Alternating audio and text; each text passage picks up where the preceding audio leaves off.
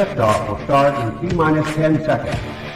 10, 9, 8, 7, 6, 5, 4, 3, 2, 1. We have ignition.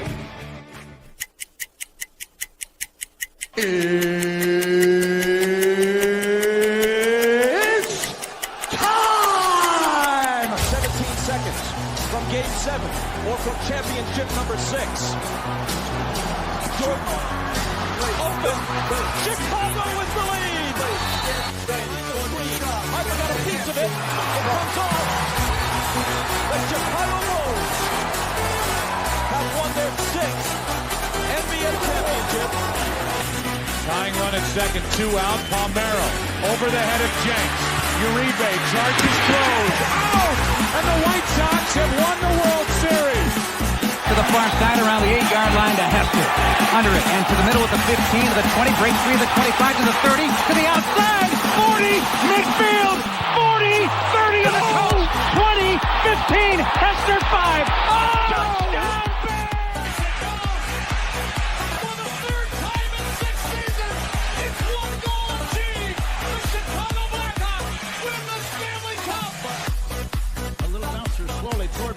He will glove it to Rizzo. It's ENCORE. And the Chicago Cubs win the World Series.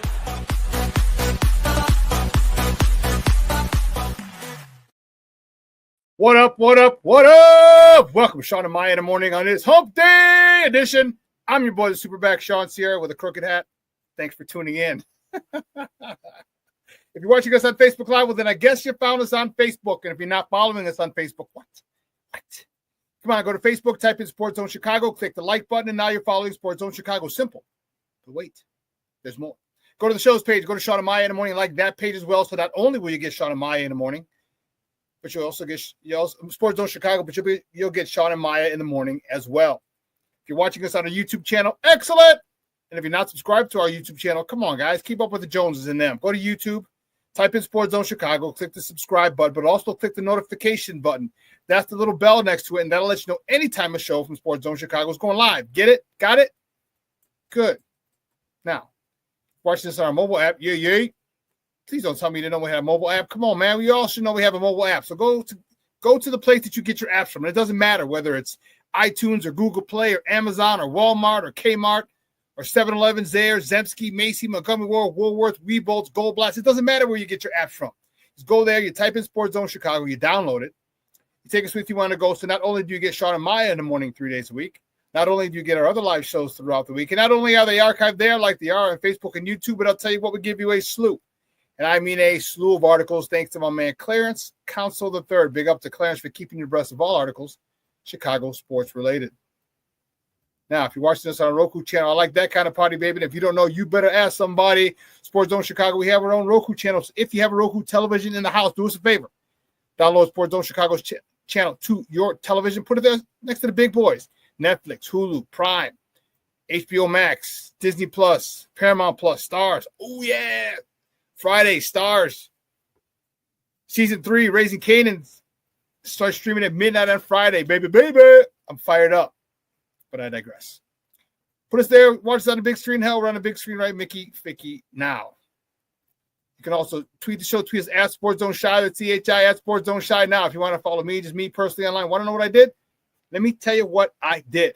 I made it nice and easy for you folks. Nice and easy. One handle for Facebook, Twitter, Instagram, Snapchat, and TikTok. All one handle at the Shawn Sierra. And we got a great show for you, man. At 10 o'clock, the host of the Locked On Bears podcast is going to join me. We have a lot to talk, and, man, some stuff happening in the last 24 hours and some stuff happening in the last hour. I love it. So Lorin Cox is going to join me at 10 o'clock. We also have White Sox to talk, which is very little. So don't worry. If you blink, you'll miss it. We got Cubs to talk. The Cubs are getting ready to go to Tokyo. Actually, I got like 4 people, 4 different people that I know in Tokyo, because they have the Tokyo Marathons, one of the 6 major marathons. It's New York, Boston, Chicago, Tokyo, Berlin, and one more. I don't know. Anyway, 4 different people that I know are over there running that marathon. That's crazy. Crazy style. That's crazy talk. Anyway, I digress. Got some Bulls action to talk. And then, of course, we got Bears. Ryan Poles has seen the error in his ways, and he is trying to make up for that in big-time fashion. We're going to talk with Lorin Cox about that at 10 o'clock. I'll probably go off on a little rant of my own. Before then, put Lorin Cox at 10 o'clock. All right? Listen. Let's see what's up with everyone in the chat. Cornelius Squall's checking in early. What up, sports owners? He says, Cornelius. My man Armando Emeterio. Lara Jr., my man Jr. He was one of my guards. Junior, can you play for the Bears? Because they needed a guard. Junior, like me, that would have been our dream job. Play for the Bears. It would have been. Rick Gonzalez, good morning, Papa. Good morning, boys. Bears making big boy moves. LFG, let's fucking go, he said. Let's go, Rick. I hear you, man. I'm fired up about that. Big time. Oh, snap. Jay Gris checking in. What's up, Papa? Jay Gris in the house. That's what I'm talking about. Black Diamond checking in. What's up, Papa? Thank you for tuning in. I appreciate it. Thank you very much. Listen, I don't know a lot about a lot, but I do know this. More of the usual suspects will chime in as the show goes on. That, my peoples, I can promise you. That, I can promise you. Well, man, we got a great show, and I'm fired up about it, man. You know, there are so many people who were coming at Ryan Poles, and rightfully so. I was one of them, who just obliterated him because of his lack of acquiring top offensive talent. You're a former offensive lineman. You should be able to, well, first of all, you should know that that's the way NFL teams should be built. You should know that first and foremost. All right, you were one of the building blocks of a team, an offensive line, defensive line as well, the interior, the trenches. And you refuse to do that. You try to go with bargain basement prices. You try to go to Timo and get offensive linemen. No, man, draft, develop, and keep them, and try not to let them hit free agency. Try not to let them hit free agency.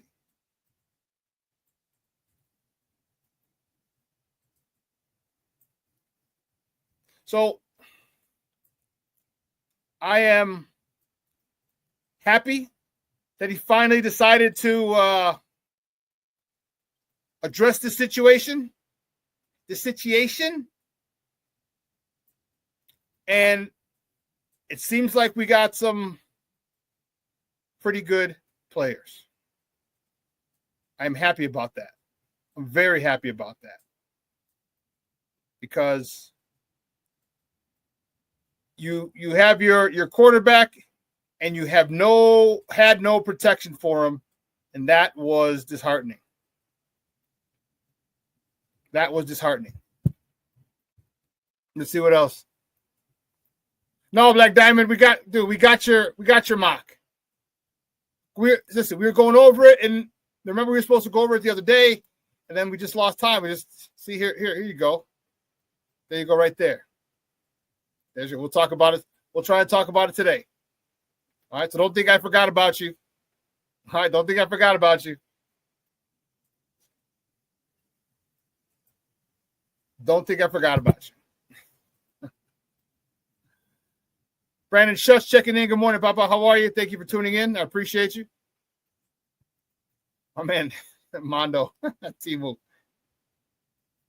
But yes. There's some great stuff going on with the Bears, which opens up a lot of conversation now. Opens up a lot of conversation for number 10 overall pick.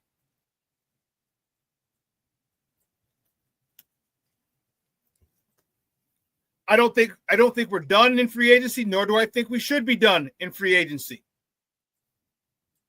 Okay? I don't think we should be done in free agency at all. All right? I just don't. I just think there's a couple other pieces we need to get. I think that would help a lot.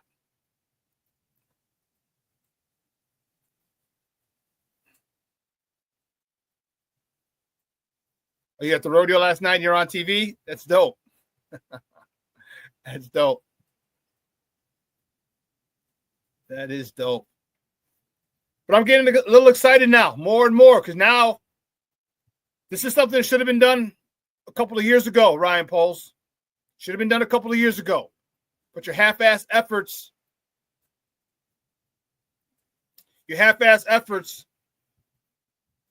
ruin a lot of stuff or delayed a lot of things.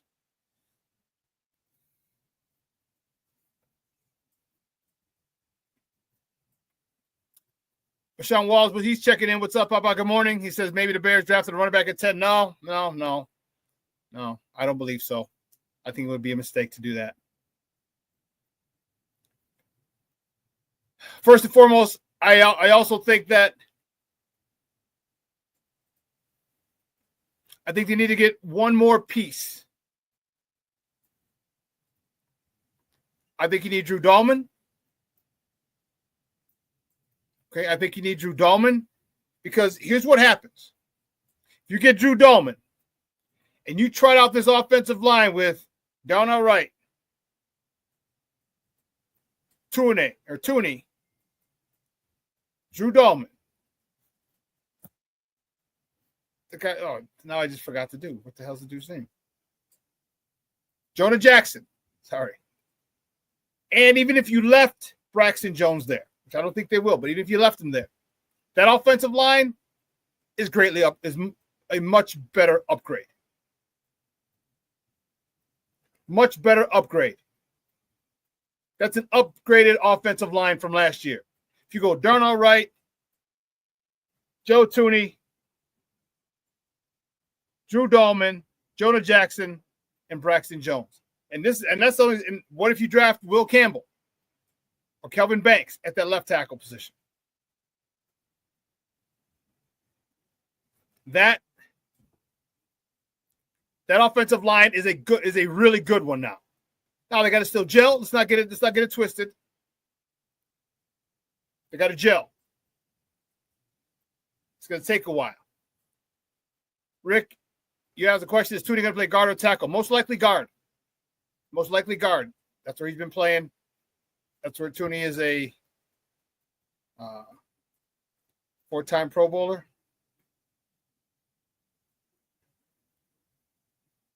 2-time Pro Bowler, 4-time Super Bowl champ. Sorry.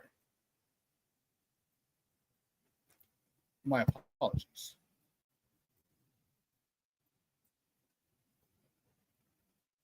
Cornelius Squall's talking about Membu. Okay. Talk about he's not bad either. There's a couple of linemen that I liked in this draft. And I was hearing some people talk, and it annoys me when I hear people who don't know football talk football. Pardon me. I'm probably just a little bit of a snob. I get it. Oh, snap. Coming from north of the border, baby. Kez the Canuck in the house. What's up, baby? Hey, I need to get a hold of you. I gotta holler at you about something. Kez.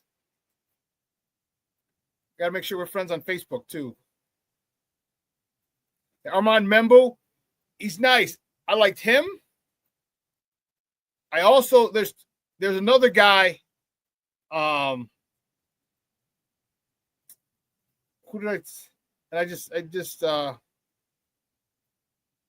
was in a group. I'm in a group thread with Junior and his son, Armando Lara Jr. and Armando Lara III. And here we go. Will Campbell, Kyle Banks, Tyler Booker. I love that guard from Alabama. And people were talking about he didn't test well. I don't give a damn about the testing. Stop with your stupid shit about he didn't test well. Watch the goddamn film.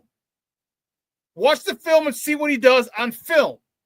Don't give me that, oh, he didn't test well. Who cares when you have the film to back it up? Who cares when you move people in the SEC on a weekly basis?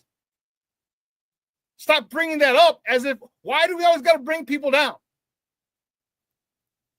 His attitude is one that I love. He talks about he loves it's legal assault. That's not a guy you fall in love with as an offensive lineman, who do you fall in love with then? He's talking about it's legal assault. He goes, I play the game so I make other people not love the game of football. So when you hear people say, oh, well, he didn't test well, I don't care. I was in the thread over the weekend. We were talking.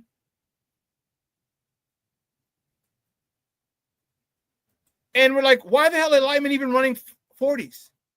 Why? Linemen don't run 40 yards downfield. They don't. If they're running 40 yards downfield, they're jogging because they're running back or the receiver or somebody hit a home run.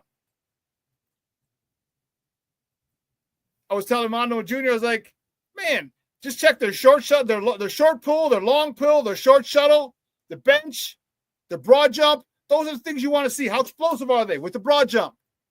Let me see your short and your long pull. How well do you get out? The screen thing, that's okay too. That's fine. You can do that.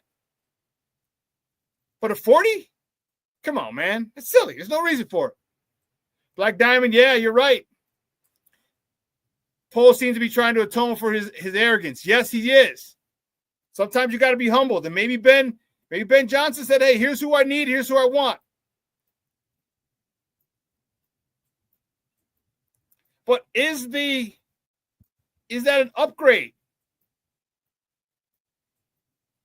Is that an upgrade right now? Because I don't know. Jonah Jackson. I don't know if that's an upgrade.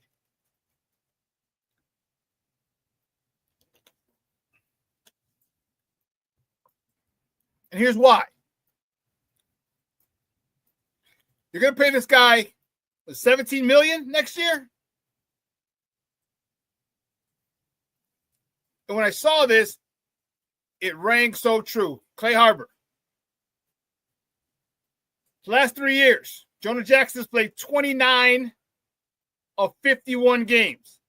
Tevinjenkins, our guy, the one that we bitch about is always hurt, played in 39 of 51 games. So Tevinjenkins, the guy that we bitch and moan about, is always hurt, played 10 more games than the guy you just signed for $17 million. And don't tell me about stats. I know Jackson was a Pro Bowler in 21, I want to say, in 22.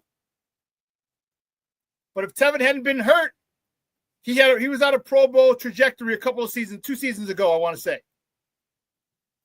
He was having a Pro Bowl year until he got hurt. So now you're paying. I saw that, and when I saw the thing from Clay Harbor on Twitter, I'm like, well, that doesn't make sense. That's a head scratcher. That's a big time head scratcher. Because our guy, the one that nobody likes and wants to get rid of, is more durable than the guy you're bringing in to bring $17 million. I get it. He worked with Ben Johnson. Ben Johnson was a passing game coordinator back then. I get it. I understand. By the same token, you got a history. If you're going off injury history, his injury history is worse than Tevinjenkins. Might as well bring Tevin back for $8 million a year.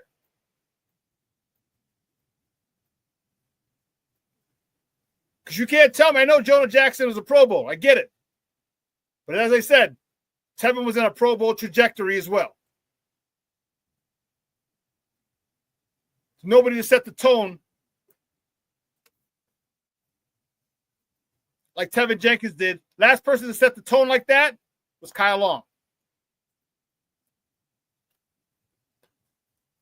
Last offensive lineman to set the tone like Tevinjenkins sets the tone was Kyle Long. We know Kyle Long was a bad boy.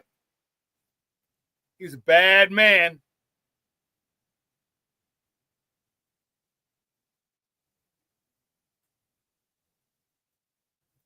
Correct, Black Diamond. That money next year is not guaranteed. I hear you.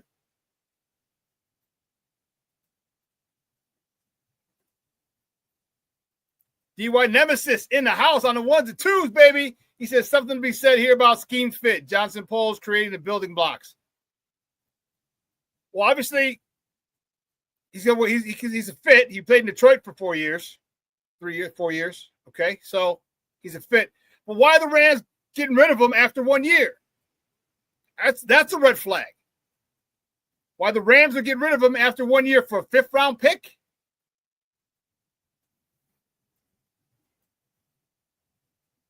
I don't know.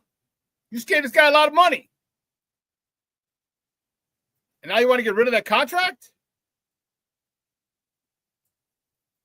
I don't know. Hell yeah, you still got to draft O-lineman. That is not off the table at all. Listen, I'm drafting an offensive lineman unless Mason Graham falls to number 10. If Mason Graham falls to number 10, he's a Bear. He might be the only person I don't draft an offensive lineman for.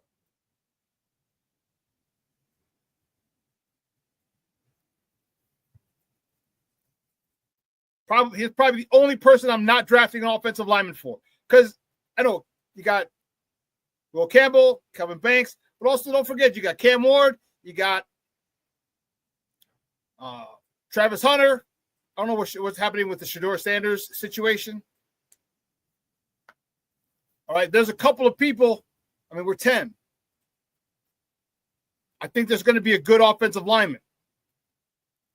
And Steve-O and I were talking before the show, you can still get good offensive linemen in the 2nd round and maybe the 3rd. Like there was one guy that in our thread, they were talking about him, and and I got to go do some research on him now because they mentioned it. Ariante Ursary from Minnesota, the tackle from Minnesota. They had a poll. They had a survey at the end of the year for the Big Ten players. And Ariante Ursary, tackle from Minnesota, was the one that most players listed as the biggest problem at offensive tackle. Edge rushers, linebackers, DN said he was the biggest problem, biggest guy, the toughest guy to get around. So when players are saying this guy's a tough cookie, I'm going to take him over any other gurus or scouts or anything else. No. When players are saying, man, this Joker's tough, it's going to make me go take a double look at him. And if this guy's around, if you don't get Campbell or Banks or Booker, or not Booker, we could wait for another year or two to draft a good guard. If we don't get Campbell or Banks, Ariante Ursary in the 2nd round. Then look at 3-tech or edge. We'll see. We'll see.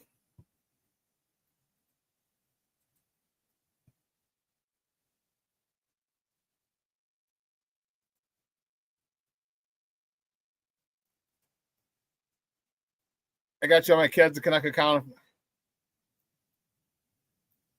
Okay, cool. Cool. Let's see.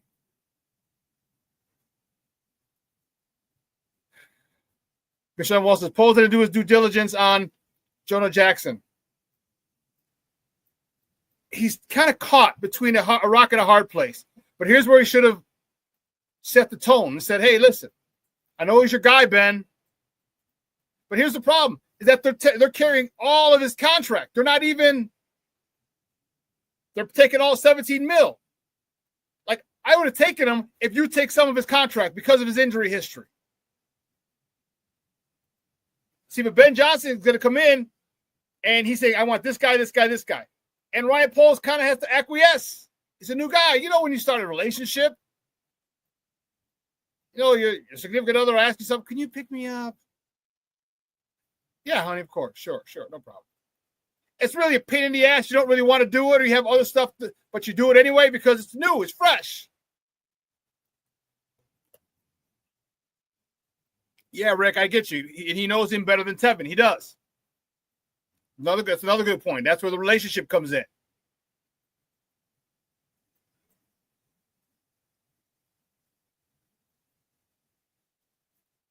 Cornelia says maybe they feel that Tevin's going to get more than $17 million in free agency. Yeah, I don't know about that.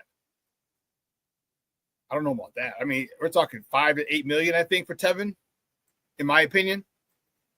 $5 to $8 million because of his health history and escalators, incentive-based bonuses. Can you stay healthy? bonuses, basically.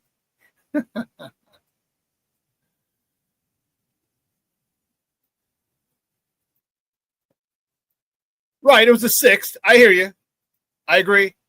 It's not like they, and which is why, and I guess you're right. That's why they took the whole contract, because they only gave him a 6th.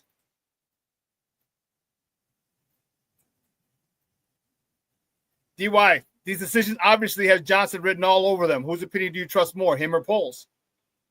Well, at this point, you have to give the benefit of the doubt to Ben Johnson, because we've seen Ryan Poles swing and miss a lot.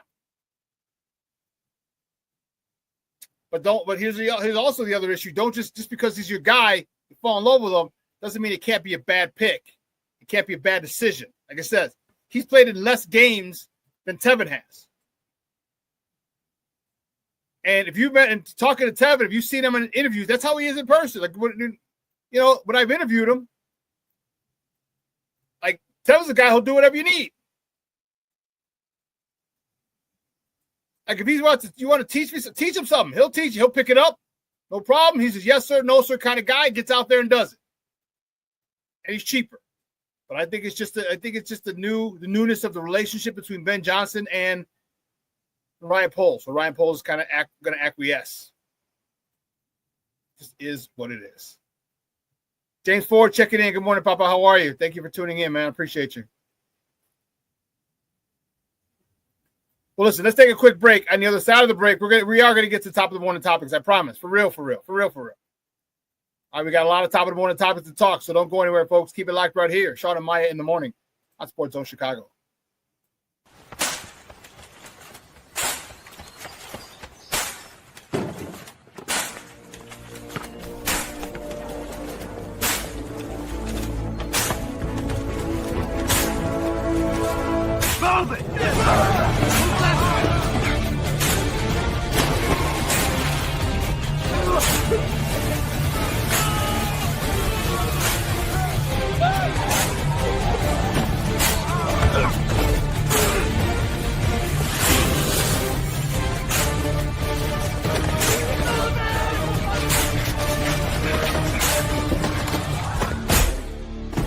Many will hear the calling. Few will earn the title. United States Marine. The few, the proud, the Marines. Hey, it's your boy, the SuperBack, Shawn Sierra, and be sure to follow Sports Zone Chicago on all social media platforms, on Facebook, Instagram, and our Roku channel. You can find us at Sports Zone Chicago, and on Twitter, we are at Sports Zone Shy. Also, be sure to download our mobile app so you can take Sports Zone Chicago with you on the go.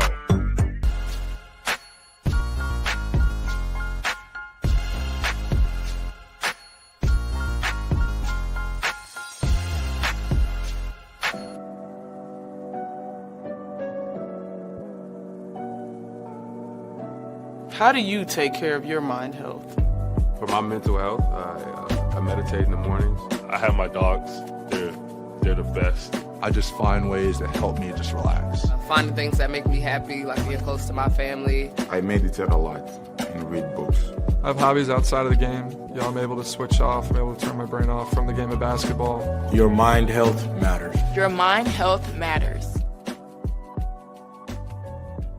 We are looking for a few heroes, mentors, trailblazers, innovators, a passion to change lives, spark curiosity, open hearts, and awaken minds, help students answer the question, who am I? This could be your calling, but this is no job. It's the journey of a lifetime.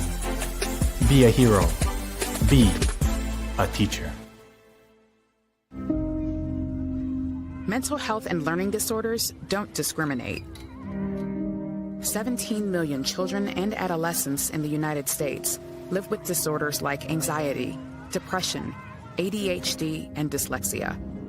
Less than half get the help they need to thrive.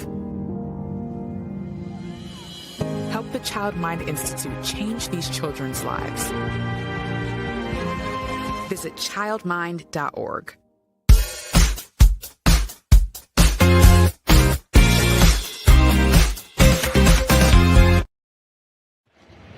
Zealous, the cross, the drive, challenged by Strus. Tapped away by Hunter. Twice. Zealous hits the deck hard. And then you leave this like this. Ricky's going to get called. White with the block on Garland. Oh, no suit for you. Advantage of the mismatch with Donovan Mitchell. Oh, steal. And a steal by Carter. Throws it out. Oh, you got to get that. You're hoping for a teammate. White eventually takes it away from Merrill. Carter's looking for three. Oh, give me the hot sauce, JC. And he earned that. Williams having some fun with the cameras as we get set for the second half, and a lot more Buzelis. Go get it. Big time players make big time plays. Buzelis lines up the three. Allen taps it. Loose ball for Buzelis. Meet me at the rim and don't be late. Got to get it in. They do to Smith for three. Go! Oh, bang, bang, bang. Mr. Smith. Mr. Smith in the house. Welcome back to Shawn and Maya in the morning on Sports Zone Chicago. Those clips courtesy of Chicago Sportsnet. Those were the Bullies from Monday night. And that was a tough one. Started off good. You're facing the number one team in the East, the Cleveland Cavaliers. Donovan Spider Mitchell had them. But then the Cleveland showed why they're the number one team in the East. Let's get it crack-a-lackin', baby. Guys, you know how we do the first segment of every show is called Top of the Morning. It won't come just when you want it.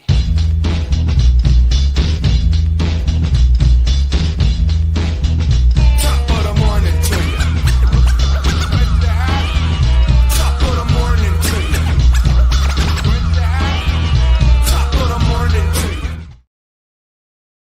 See, which way do we go? Let's start there. We'll start with what we did coming out of the break. The Bulls. On Monday, the Bulls fall to the Cleveland Cavaliers 139-117. Yeah, it was a tough one. They had a lead for a while, but Cleveland came back. All right, Kobe White led the way, 25.7 assists. Taylor, Horton, Tucker, Chicago, Leon's own. He dropped 22 in the cause. Zach Collins. I'm starting to like this guy more and more. 20 points, 12 rebounds for a double-double. And you saw the youngster, Matas Buzelis, with a couple of dunks. He had 17 points and 7 rebounds in the losing affair. I'm liking his Zach Collins character. Seems to be a lot more athletic than Vooch. And he can do a lot of the same things that Vooch can do. Younger and more athletic. Keeping with the Bulls, next top of the morning topic tomorrow, the Bulls travel to Disney World in Orlando to face the Magic. Tip-off is at 6 p.m. Central. You can catch that game on Chicago Sportsnet or listen to it on their flagship station, 670 a.m. Moving on to the next top of the morning topic. Here we go. Man. All right, relax. Cup fans laid the smack down on the Padres' candy asses. Woo! Big time. 16-1. They should have just stopped it.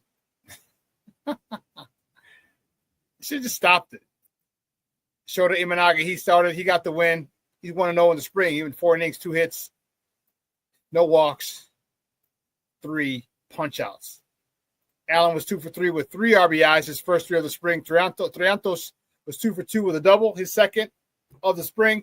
A triple, his first of the spring. Driving in 2 runs, his 5th and 6th of the springtime. At PCA, who you see here on our flyer here, Pete Crow Armstrong with a ribby, his 5th RBI of the spring. Keeping it moving, the next top of the morning topic, the Cubs tomorrow night. Not tomorrow day. Tomorrow night, the Cubs host Kansas City Royals at Sloan Park out in Mesa. First pitch is 7:05 p.m. Central. You can watch on the Marquee Network or listen to it on their flagship station, 670 a.m.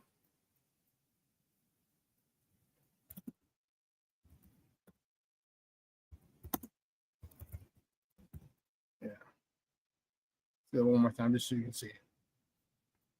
Marquee Network, 670 a.m. Now, the next top of the morning topic, the White Sox. The White Sox didn't play yesterday, thank God, so they didn't lose. Thank goodness. But today they have a split squad game. Actually, two teams, or the same two teams, are splitting it up. So the White Sox have a split squad today versus the Brewers. Game 1 is at Camelback Ranch, Sox versus Brewers. And the other game is in Phoenix at the Brewers spring training facility, the other half of the White Sox roster.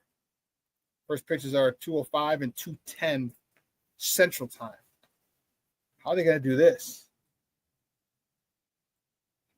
Which game they have? You can listen to it on ESPN, but which game are they going to play on ESPN? The one at Camelback or the one in Phoenix? I don't know. Good question. But they got a split schedule, a split squad today, and that's kind of weird. I've never seen that before. In all my years of spring training, I've never seen where the same two teams are split.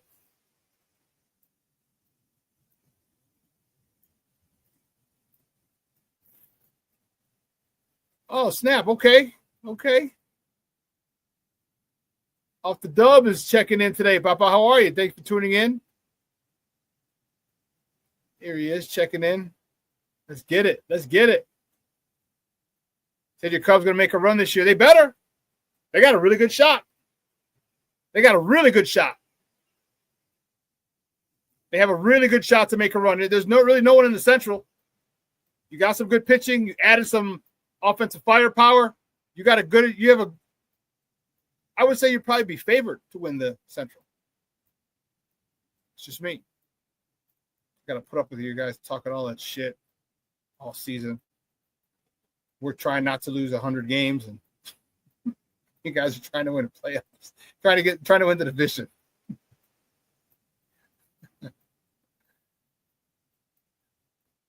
What are you talking about? That's how we're gonna do y'all this season, Shawn. You talking Cubs on the Sox of 16-1? That what you're talking about? Rick, I don't know, bro. I hope they hit rock bottom, because I hope they're as low as they can go, man. And you know the crazy part? I know I've said it here before, but the Sox can win 20 more games and still lose 100. They can improve by 20 games, which would be a phenomenal improvement. Phenomenal improvement for any team. And they'd still have 100 losses. What the fudge crackers is that?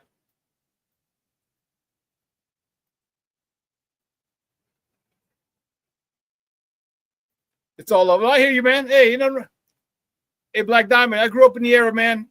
I talk shit. It's okay. I can pitch. I can catch.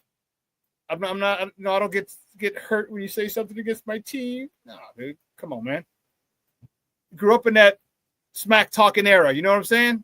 It's okay. I hear you, baby. Trust me, I don't take it personal. Rickson. Not even funny, Steve. Not even funny.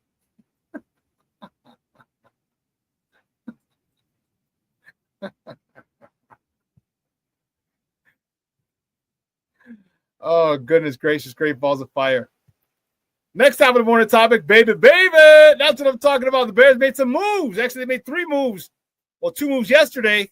Jonah Jackson. The Bears have traded for Jonah Jackson. Actually, he was with the Rams when they got him. He played with Detroit for his first 4 years of his career. 20, 21, 22, 23. He signed a contract in the offseason with the Rams. Nice contract. It was $51 million, I want to say. There goes the warden. He's with Detroit his first 4 years. He was with the Rams last year. And so the Bears made a move for him. He was with Ben Johnson. Ben Johnson was the passing game coordinator when he was there. I think he was the offensive coordinator 1 year as well. Jonah was 20, 21, 22, and 23. 24. Yeah, so even though Ben was still the OC back then. So get him from the Rams in exchange for a 2025 6th-round pick. Now, here's what I was talking about earlier.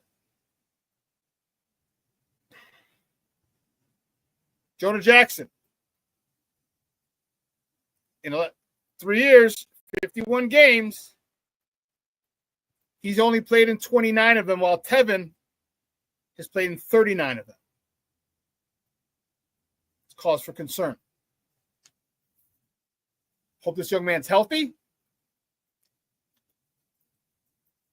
Hope he stays healthy.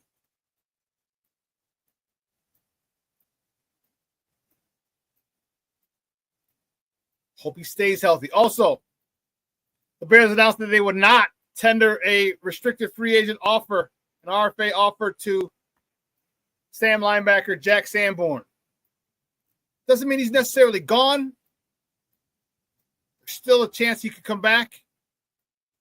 Because what's a lot of, well, not with your people, you can tag him or tender him an offer as a restricted free agent. We can go out and see if someone else gives him a contract.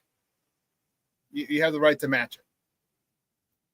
So they're not tendering him that. They're just kind of letting him go, but he could come back. It all depends on what Dennis Allen likes in his linebackers. All right, we don't know the stereotypical the preferences for Dennis Allen. We have an idea. We don't know if Sanborn fits, who doesn't fit, or else. So I wish him well. I hope he lands either back here or on his feet, gets a gig quickly, because this is a guy who can play. He's downhill. He's great in the run versus the run. Not as good in the pass, but I guess that's his Achilles heel.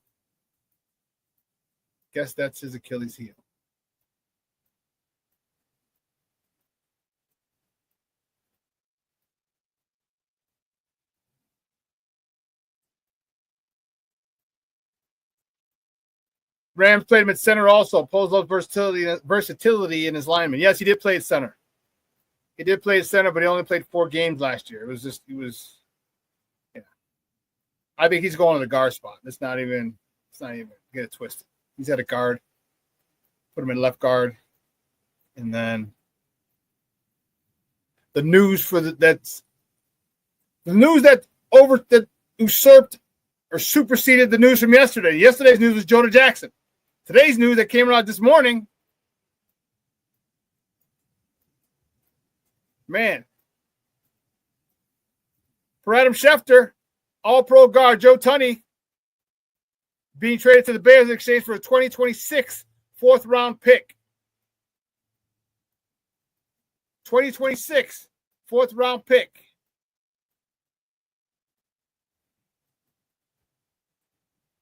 All right, Joe Tunney is a 4-time Super Bowl champion with the Patriots. He's a 2-time All-Star.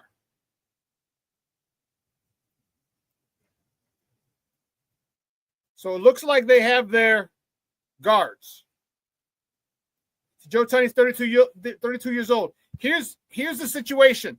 Here's what I hope they're doing. This guy's got about 2 years left. 2 good years left, these 2 guys. Here's where you can go draft a guard round or 3rd round. Maybe someone who's coming off an injury.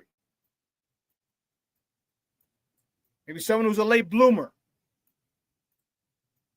But you have 2 all-pro guards. Let me repeat that. You have 2 all-pro guards now. The final piece is Drew Dahlman, in my opinion. Now you secure that wall in front of Caleb. Give that son of a bitch time. That's what I'm talking about.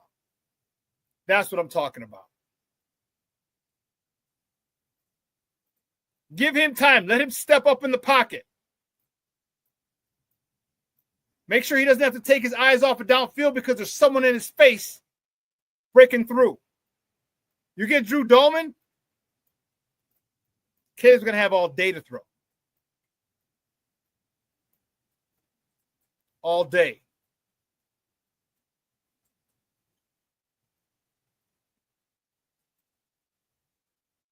Rick says Braxton Jones on the left, Jonah Jackson, left guard. Braxton Jones, left tackle. Jonah Jackson, left guard. Drew Dahlman, center.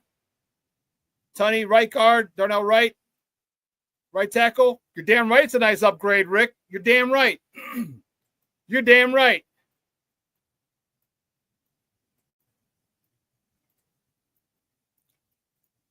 Off the dub says, I'm tired of going through losing seasons.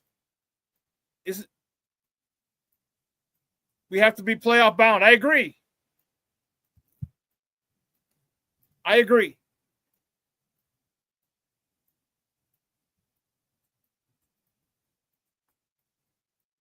And Moss checking in. What's up, Baba? How are you? He said, my head's spinning. What's happening? My head's spinning. Just talking about all these. We get Dahlman. I sure hope Stromberg wins out that competition. He better not win out that competition if they sign Dahlman.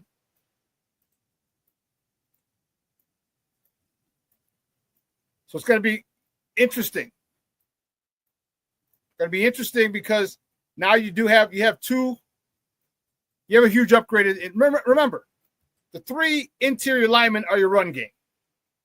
And our run game was good last year. Look how we just upgraded it. DeAndre Swift could have some nice lanes to run. Whoever we drafted the 3rd or 4th round, along with Roschon Johnson, are going to have some nice lanes to run through.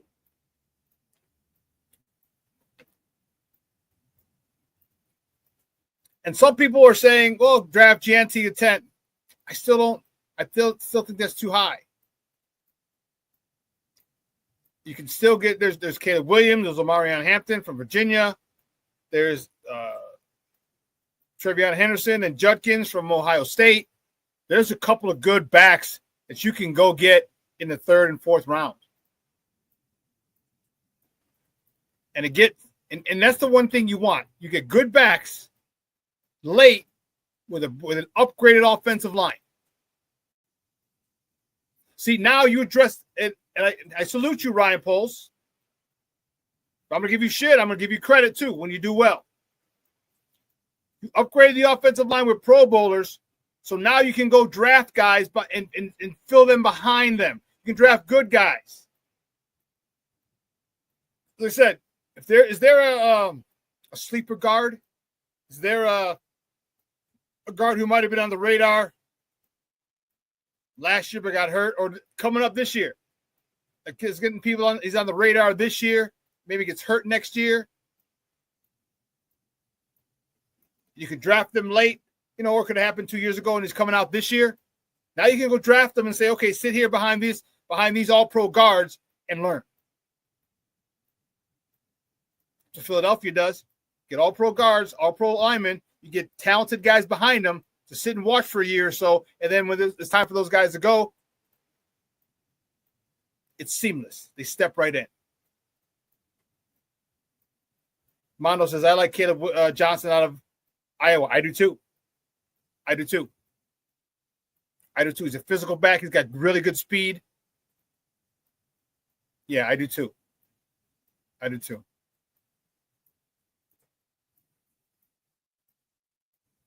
Off the dub says, I've been watching tape on Johnson. I like the way he passes off his block to the tackle to open up the running back to the next level stuff.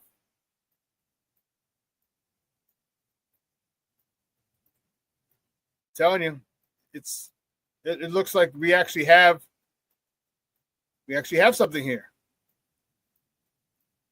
When you're saying you watching Johnson, you meant Jonah Jackson? Is that who you meant off the dub? I think that's what you meant, Jonah Jackson. But yeah, a little bit of film. I just watched, just some highlights. And you can't always watch. I mean, highlights for a reason. But yeah, a couple highlights I saw. I like them. I like them a lot. So we'll see. But Ryan Poles is definitely making it about face. He's making a concerted effort to make sure that his offensive line is upgraded, to make sure that Caleb has time to throw, to make sure that Caleb's uniform is clean, to make sure we have good running lanes, to keep this ground game going. Okay? Don't put it all on Caleb.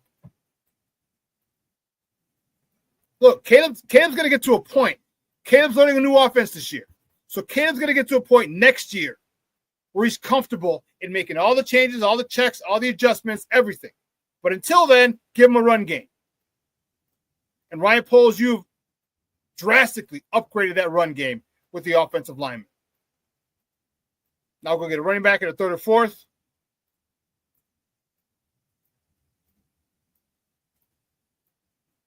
Black Diamond says, call me crazy. I wasn't impressed with Caleb Johnson or Omarion Hampton. Really? I liked Omarion Hampton. Caleb Johnson, to me, is not a flashy guy. He's a meat and potatoes guy who can. He's a double. He's a guy who goes gap to gap, using baseball terms. All right, he'll hit you doubles. Every so often he'll get a hold of one and take it to the house if it's 50 yards in. Omarion Hampton, I find more explosive. Yeah, that's just how I saw him. But now the table's open. I mean, the options are endless because you have your guards, Pro Bowl guards. We're not talking guys who are just trying to get a buck. These guys were traded for. They weren't free agents. These were traded for Pro Bowl guards. I know they're up in age. That's why I said they got 2 years left. Here's a chance for you to get your two projects. Ryan Poles, find your projects.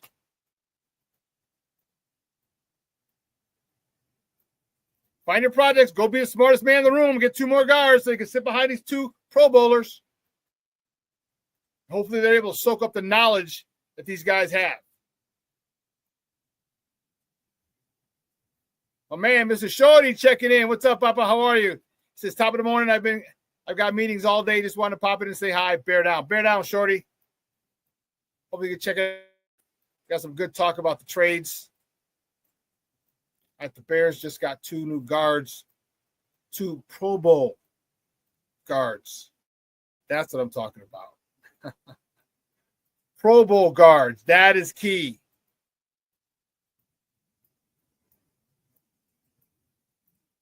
So looks like we're not getting Deitler.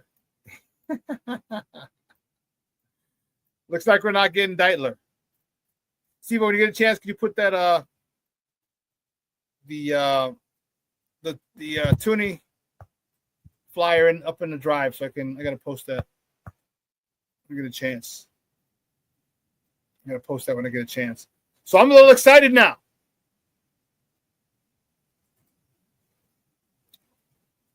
Yeah, that's weird. That's exactly what we were talking about, Shorty. Joe Tunney. I'm excited about him. And I said the same thing about Jackson. Like, wait a minute, he's missed more games than Tevin has. And everyone was clamoring about Tevin's availability and how many games he's missed. And now we go trade for a guy. The guy's going to be paid $17 million. We take his whole contract. I don't know. He's got 1 year. He's got 1 year to prove himself. Because I'm drafting a guard if I'm the Bears. I'm drafting a guard.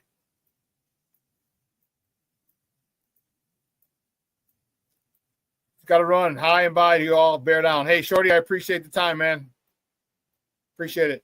Have a good one. Thank you, Steve-O. Well, listen. We got to take a break. On the other side of the break, we're going to welcome Lorin Cox, the host of the Locked On Bears podcast. We're going to talk to him about this type of stuff. All things Bears with Lorin Cox on the other side of the break. So don't go anywhere, folks. Keep it locked right here. Shawn and Maya in the morning on Sports Zone Chicago. Hey, it's your boy, the SuperBack, Shawn Sierra, and be sure to follow Sports Zone Chicago on all social media platforms, on Facebook, Instagram, and our Roku channel. You can find us at Sports Zone Chicago, and on Twitter, we are at Sports Zone Shy. Also, be sure to download our mobile app so you can take Sports Zone Chicago with you on the go. Time out. How are you feeling right now? Happy? Excited? Angry? Overwhelmed? One of the best things you can do for your mind health is to name what you're feeling. It can sharpen your awareness and help you talk about your feelings with someone you trust. Here are 3 questions to ask yourself. Where are your thoughts right now? In the past, the present, the future?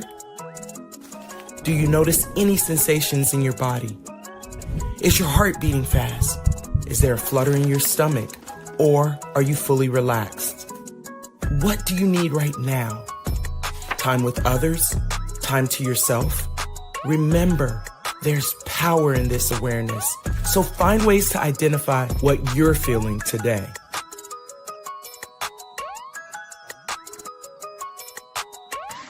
Hi, guys. Hey.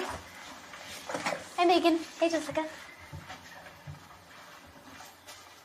Megan, you're a tramp.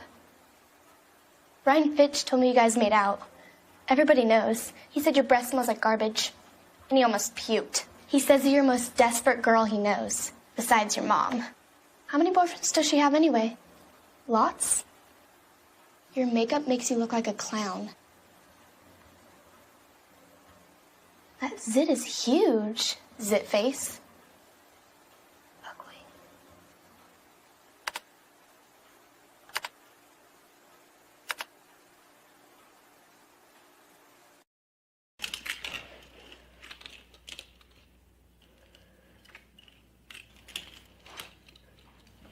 Hey, bud, what you doing? I'm playing with cars. Cars? Can you show me what a car does? Whoa, whoa, whoa, whoa, whoa. Hold on a second. First of all, this is a school zone. So you need to put down your cell phone, stop texting, and let's get to driving. Now you're coming up to a stop sign, right? You need to slow down and stop before you hit that Y line. I want you to look left, right, left. You don't want to get hit by a car going on your left and to your right to make sure you don't get sideswiped by a guy coming from your right. You're coming, and you see a crosswalk. You better slow your horses down because the #1 rule of driving is always yield to pedestrians. Now stop, pull over, and you are done driving. Gosh, what do they teach you kids in school nowadays?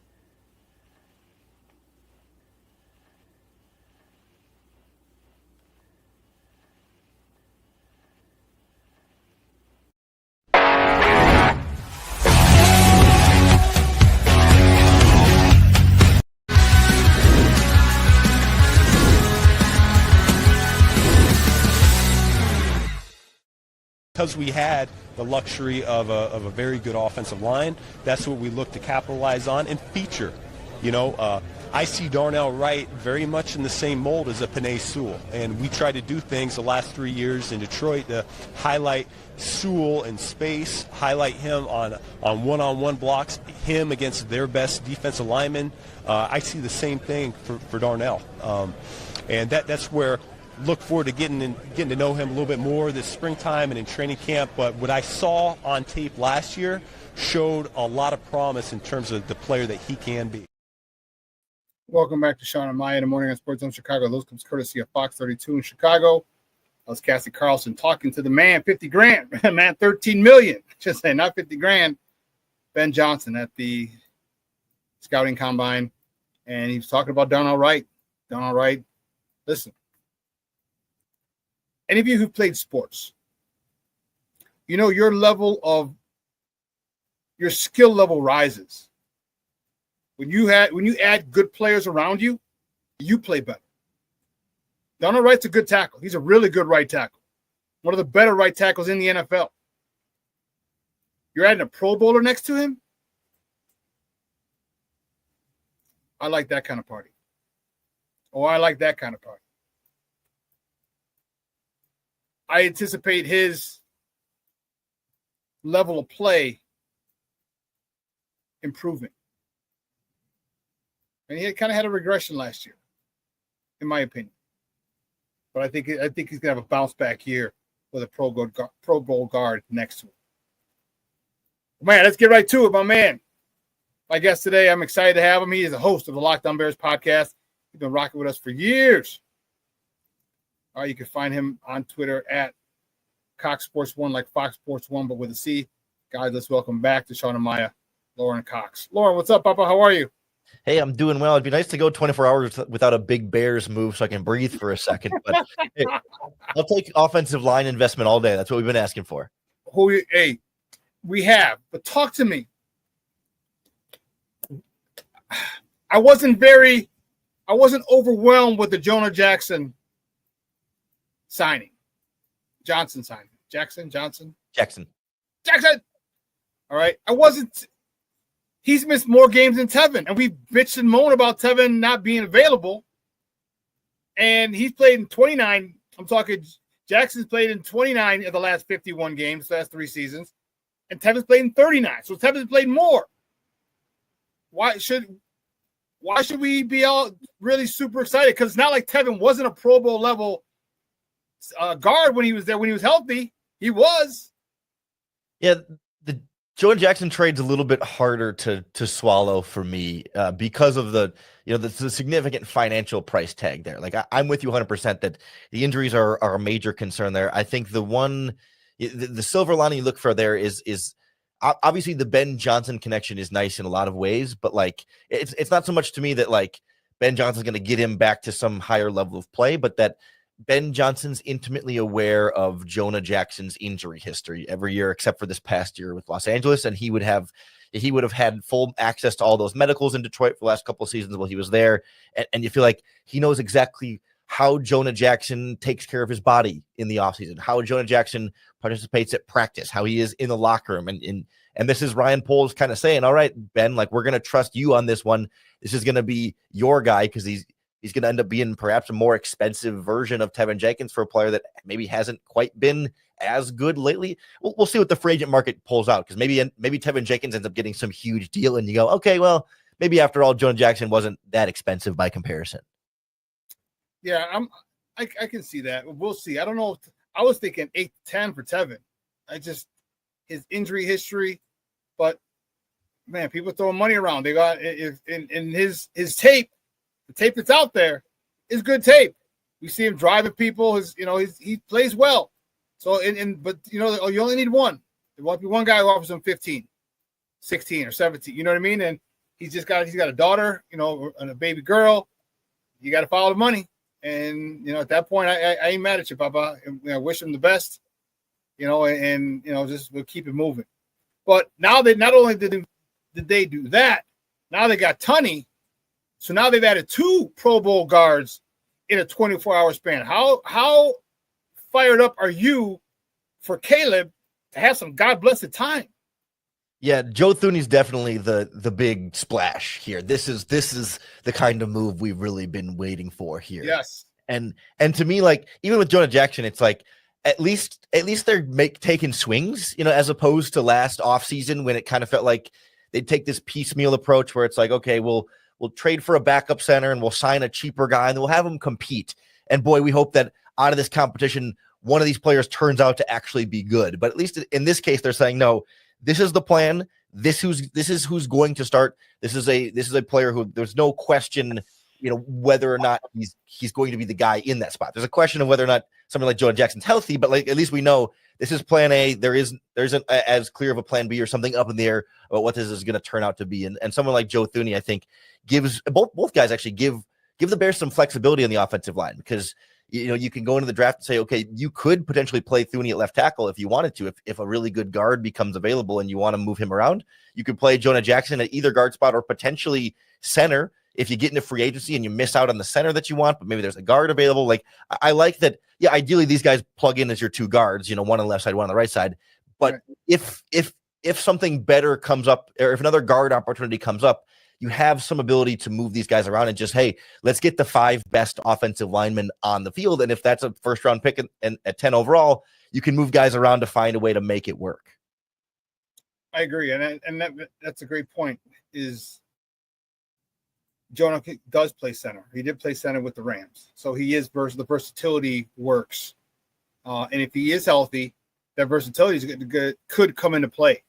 All right. The NFL stands for not for long. And, some guys might get hurt. He needs to come over, even if it's Drew Dahlman. Drew Dahlman, we sign him and he gets hurt. Okay. Then you move him over. So I like it. What else do you think we need in free agency? I just mentioned Drew Dahlman. I would really love Drew Dahlman. I think that really, in my opinion, that will solidify this freaking offensive line. I'm okay if you don't draft a tackle. I would love it, but I'm okay. I could do with Braxton Jones for another year, right? Because he's not going to Canton. He's not getting a gold jacket. He's not going to the Pro Bowl, but he's an above average left tackle, and we can win with that. So what do you think the Bears need? What do you think they're going to do? What else do you think they're going to do in free agency before we get to the draft? Yeah, I'm with you there with Braxton Jones too, where it's like, if the Bears can build this offensive line to the point where Braxton Jones is your biggest concern, then you've got a really good offensive line, because you can certainly live with a player like that. Jonah Jackson, I think the injuries that may end up being the bigger question mark there, not so much the talent. But as far as moving forward, like you've now got $17-ish million. We'll see what the number comes out to be sunk into Jonah Jackson. There's some debate as far as what his cap hit's going to be. And now, right now, Joe Thuney's cap hit's about $16 million. So that's at least $30 million you've got taken out of your cap space. You go from about it was supposed to be close to $80 million. You're down to like 50. So now all of a sudden, when you still have to sign a number 3 receiver, a number 2 tight end, and you need a starting defensive end opposite Montez Sweat, you start to look around and wonder where they can keep investing. Because if you put another, say, I don't know, $13-15 million into a Drew Dahlman contract, well, then you're really starting to run out of money for a pass rusher there. So I'm curious to see what the approach is here. Do they go a little bit cheaper with someone like Chase Young and then hope that you can add somebody in the draft at defensive end and kind of have a rotation over there? Or do you go a little bit cheaper at the other guard spot or center, depending on how you want to move Jonah Jackson, and then maybe rely on a rookie there? Like, I think it's going to be a tag team approach between free agency and the draft, where they don't want to go into the draft with a big hole that they have to fill, but they may end up going into the draft with positions where it'd be nice to get a guy who you're not counting on to be the day one starter, but is going to potentially rotate in and have an opportunity to play some real snaps, maybe on the offensive line and the defensive line. So you would take that with number 10, a guy that you don't anticipate starting at the number 10 spot, or are you talking the 2 seconds? Yeah, like in the second and third round. Like, so like, okay. If you sign Chase Young as a free agent, you could draft a pass rusher in the first round, and like, you don't necessarily have to make that pass rusher your day one starter. I think if you're taking an O-line in the first round, then you got to find a spot for him in your starting lineup, because there's just no way to really rotate them in there. But I think if you drafted a guard or a center in day 2 of the draft, like, that's perfectly a guy who won't start right away. But if Jonah Jackson has more injury issues, then he can fill in and step into that spot. And Jackson's basically on a 1-year deal. Joe Thuney's on the last year of his contract. Like, these are shorter term options for now that you could give contract extensions to, but I'd like to draft and develop the long-term future replacements for both of those guys if I can. Yeah, I think this is a really good situation where they can draft those guys that you're talking about. It's what Philly does. Philly gets guys, and as they get older, they develop these guys. They're Pro Bowlers, all right, and as their time in the league is coming to an end, they draft other guys who are going to be really good and let them sit and rotate in here and there, get a series here, a series there. But all the knowledge that you pick up for playing behind Pro Bowlers is invaluable. It's priceless, and that's what they're doing. Because who's the center of Philly that just took over for Kelsey? Jurgens, or is it Jurgens? Yeah. So there you go. So you go from a future Hall of Famer to another stud who's probably going to be an All Pro in that situation. So I love it. I love this. It's time. How long have you and I talked about Ryan Poles ignoring the offensive line, being former offensive lineman? All right. And I think it's finally, he's doing something well, something really good. How much Ben Johnson effect do you think this is?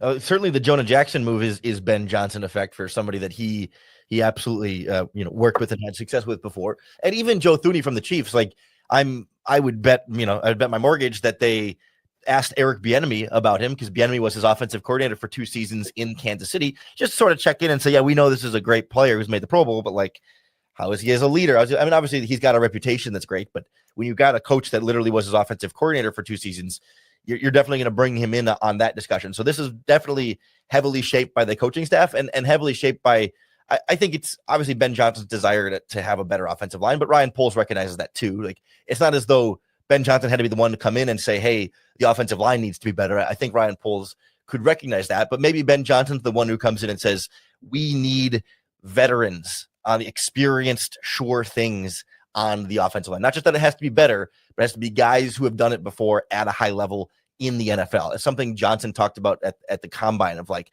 having a center in particular. He talked about like that's experienced and and Yep. consistent and just solid for Caleb Williams in front of him. I expect them to go do something in the veteran center market, whether that's Jonah Jackson moving inside or somebody like Drew Dahlman or Ryan Kelly from the Colts. Like, they've got some options there. And I think Ryan Poles is illustrating, hey, we didn't really like too many of these options at guard either. You know, I think it's going to makes a lot of sense because now Caleb's learning a new offense. It's third offense in 3 years. Okay. One thing less that you want to take off his plate because according to reports, they said he was making protection calls. So now you go get a center, a veteran center, who's going to make those calls. That's one less thing Caleb has to worry about while learning a new offense, his third offense in 3 years. Next year, if you want to have Caleb make the calls and protection, fine. You're good. You're not learning a new offense the first time. It's all good. But in your first year, learning a new offense, I'd much rather have a veteran center making those calls. So now Caleb can focus on other things. Doesn't have to, his pre-snap read can be a little more detailed. Okay? All you got to do is find a mic. Mike here. Or you don't have to find a mic. That's what the center's for. 57's a mic. 57's a mic. And now the pass pros is set off of that. I think that's a phenomenal thing. That'll be a great thing once they get a veteran center. And that's going to help Caleb's development. Talk to me about a wide receiver. What do you think about wide receivers? Anyone you like in particular? And when do you think they're going to delve in the wide receiver pool? Yeah, when you look back at Ben Johnson's offenses in the Lions, like, he's never really had a very good number 3 wide receiver. And to me, that signals that maybe it's not as big of a priority to get, like, a great player at that position. Obviously, you want somebody who's reliable, who can catch the ball, and certainly they want somebody who can block at that spot. But it's never been, Keenan Allen with Rome Odunze and DJ Moore, right? That hasn't been his MO. For a lot of years, sometimes it was kind of just Amon-Ra St. Brown and some guys, and now they get Jamison Williams. Like, they want to have a couple of good wide receivers, but that wide receiver 3 hasn't necessarily been household names or players that are like super fantasy football relevant. So, I mean, the obvious name there is Tim Patrick in free agency because he was the number 3 wide receiver in Detroit. He's now entering free agency. He shouldn't be crazy expensive there, but there's a number of guys, like, if they want to keep tapping into this, like, players that this coaching staff has experience with. I mean, there's like former Chiefs wide receivers like Juju Smith-Schuster or Mecole Hardman. Those guys are both entering free agency. Somebody like Diami Brown from the Commanders, who Eric Bieniemy also worked with as the offensive coordinator there, or a former Lion in DJ Chark, who was there for a couple seasons early on in Ben Johnson's career. Like, these are all guys that are not very expensive, not elite number 3 wide receivers by any means, but, like, hey, if you can find the guys that your coaching staff knows, that mitigates some of that risk, as opposed to signing an outside player who you see is pretty good on tape, but you don't know exactly how they're going to fit in your scheme or how they're going to fit in your locker room and what the culture exactly looks like there. I don't know about you, man, but I'm really excited now. I'm really, really excited about this. Any chance of them going D-tackle or edge at number 10? I'm not.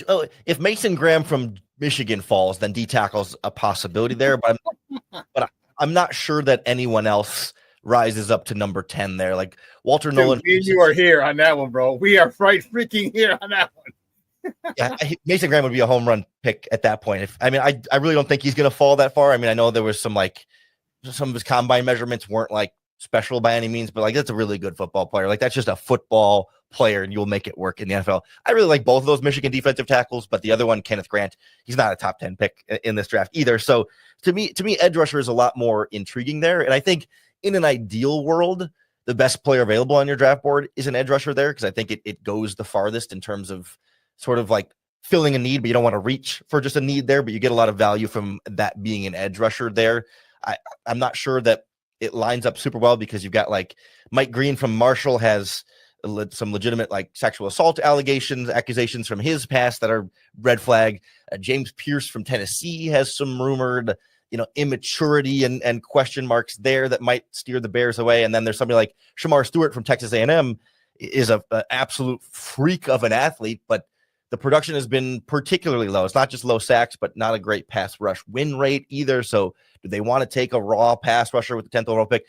I think somebody like Shamar Stewart from Texas A&M fits the kind of player Dennis Allen usually likes. I'm just not sure that he's going to be the clear best player available at that spot. Like, it still feels like offensive line is probably more likely, and I guess you can never rule out Ashton Gente either. But I think, to me, there's plenty of quality pass rush talent around that spot. And certainly, if you trade down, that opens up the door quite a bit more. Yeah, and that was going to be my next question. So there are a couple of situations. Or what do you think? Who has to be gone for the Bears to trade back, or do you think they're just staying at 10? I think the bigger issue is, like, who is anybody going to trade up for? And that's the real challenge here. Because this is a draft class where, there's 5 or 7 pretty good players at the top, a couple quarterbacks, a couple defensive linemen, maybe an offensive lineman, and then Travis Hunter. Like, that's kind of it for the so-called blue chip talent at the top. And so if those guys are all off the board by pick number 7, there's not as big of a difference than between the player you get at 10 and the player you get at 20 or 25. And so I'm not sure that makes it intriguing for the Bears to want to move down, because you'll get a player who maybe is just as good. But why then would another team want to move up if they might see these players as just as good? Like, if you look at this offensive line class and you say maybe there's not that much of a difference between Kelvin Banks from Texas and Armand Membo from Missouri, and there's some other tackles here, I don't need to trade up to get that guy because one of those guys will fall to me. Or if those pass rushers we just talked about, Mike Green, James Pierce, Shamar Stewart, like, if you have them all graded similarly, do I have to trade up to make sure I get one of those guys, or can I just sit where I am later in the first round and let them fall to me? So, I mean, unless a quarterback like Shedeur Sanders or Cam Ward falls, but all the way to 10 doesn't seem likely at all to me. Or if somebody gets desperate for Jackson Dart from Mississippi and they want to trade up for a quarterback there, but all the quarterback needy teams are mostly before the Bears pick anyway. So it just doesn't feel like a good year for a trade down, unless it's like literally one spot like they did in the past with Darnell Wright. Like, if somebody just happens to want to jump one spot, but I don't think a big move down is likely in the cards. Okay. If you had your druthers, Will Campbell or Calvin Banks? I really like Armand Membo a lot too. Like, okay.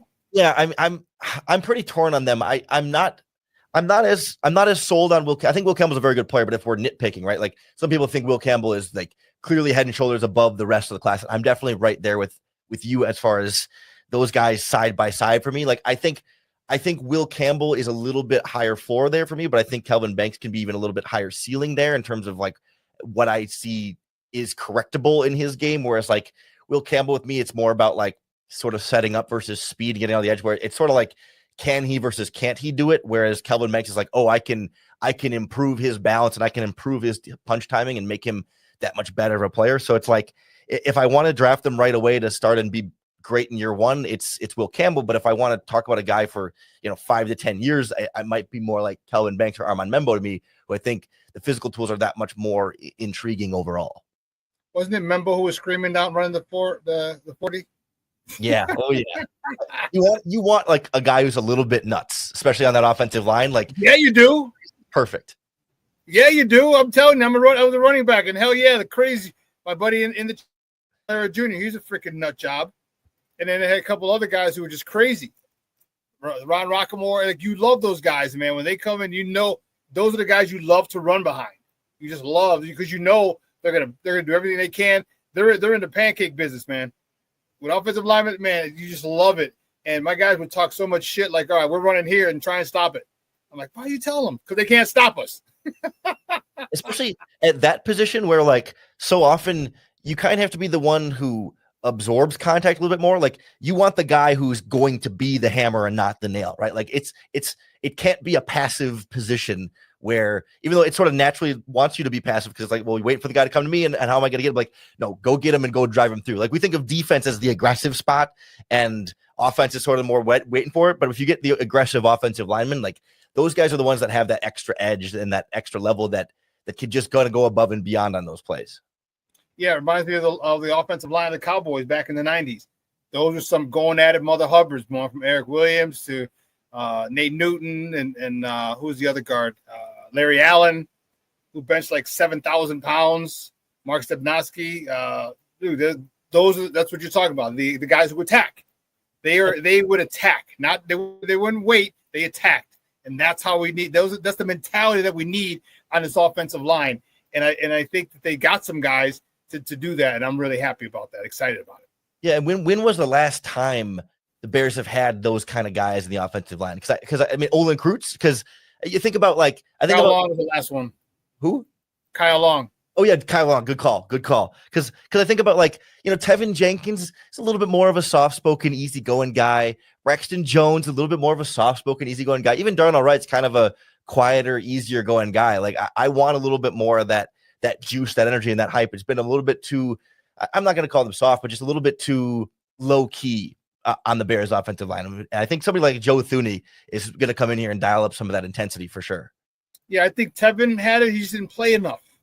There were plenty of times where Tevin's taking the dude into the freaking first row. Like, damn, he's piling him on, and I loved it. This is what I love to see.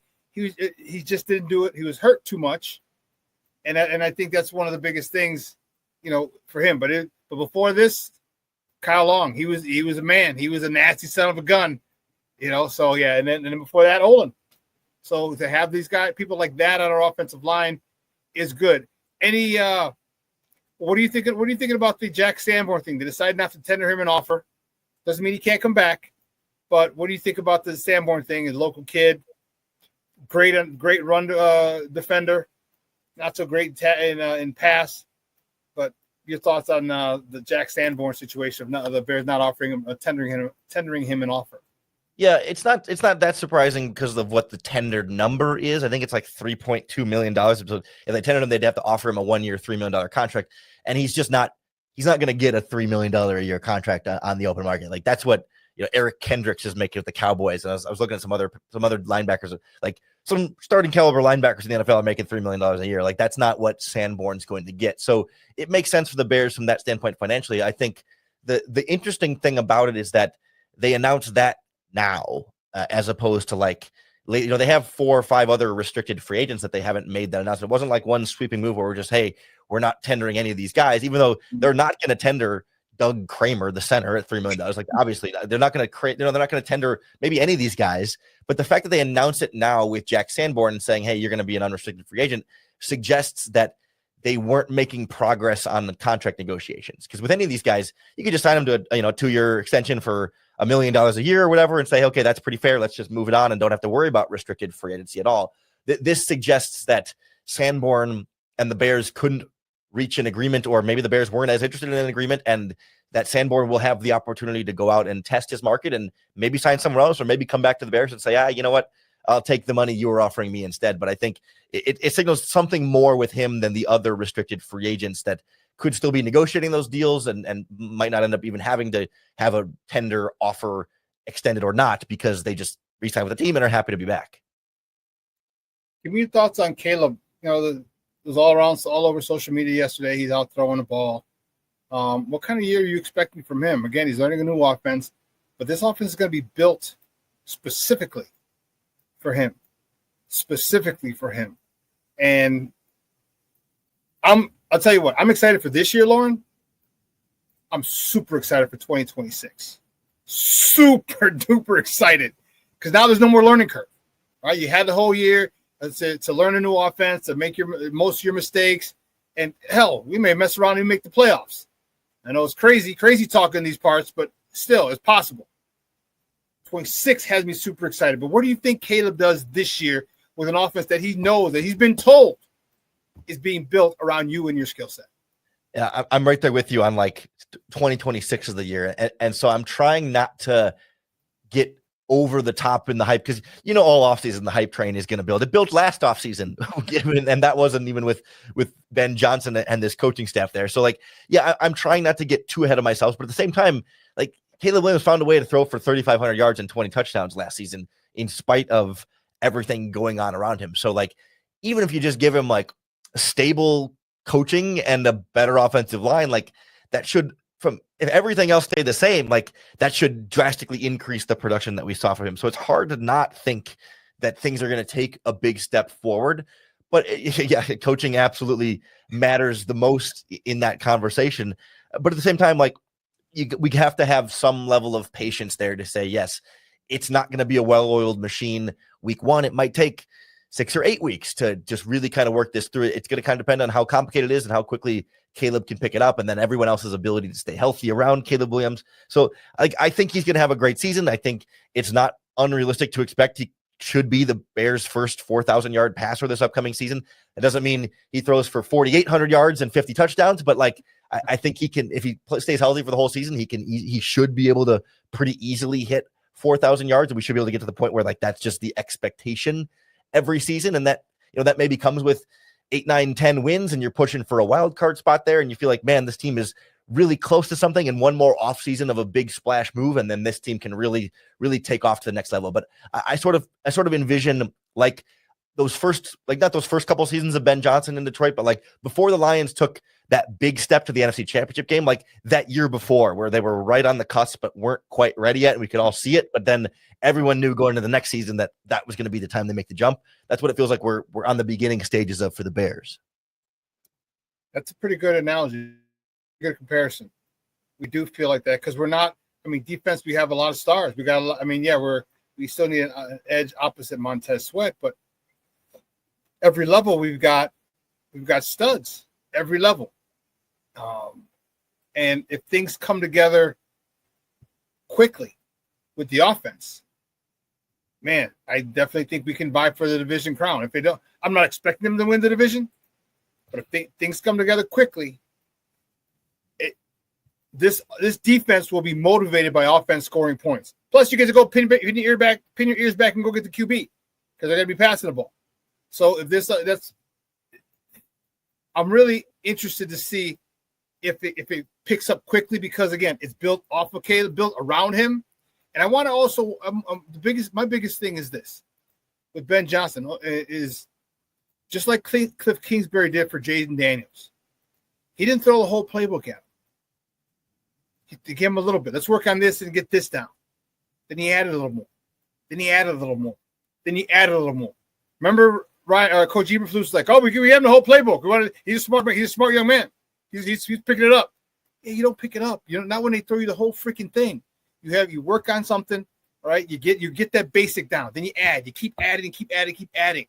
And that's where I think the Bears went wrong is throwing everything at Caleb, and he retained as much as he could, but then trying to retain stuff and trying not to get your head knocked off 68 times.